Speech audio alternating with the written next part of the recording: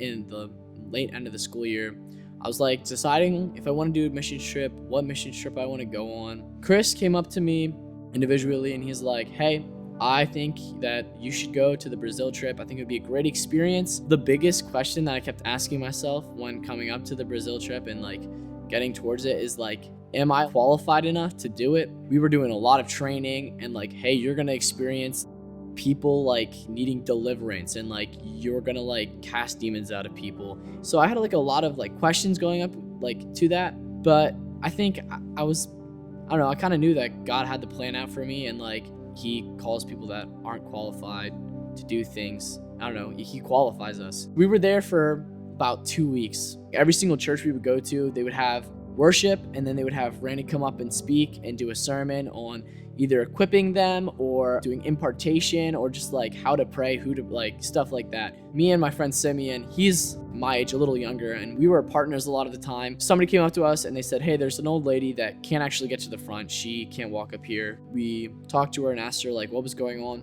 And we did have a translator and it was like, she said she has really, really terrible vision. We prayed for her the first time. Me and Simeon both prayed and we're like, hey, like any difference? And she's like, no, I'm not like seeing much better. Like, all right, let's pray one more time. Like God's definitely moving in this place, so let's pray again. We asked her if we could put our hands on her like eyes, like if she put her hands over her eyes, then we put our hands on hers. And we got to pray for her.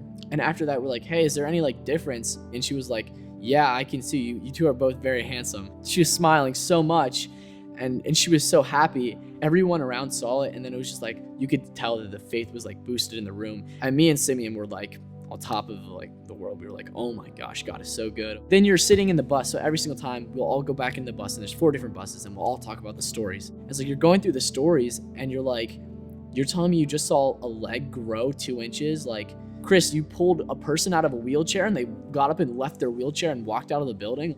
Those things you're going through and you're like, praise Jesus. I really changed my heart posture from like, oh, like I should pray for them. It's my duty to go and pray for them. So it's like, I want to see them healed.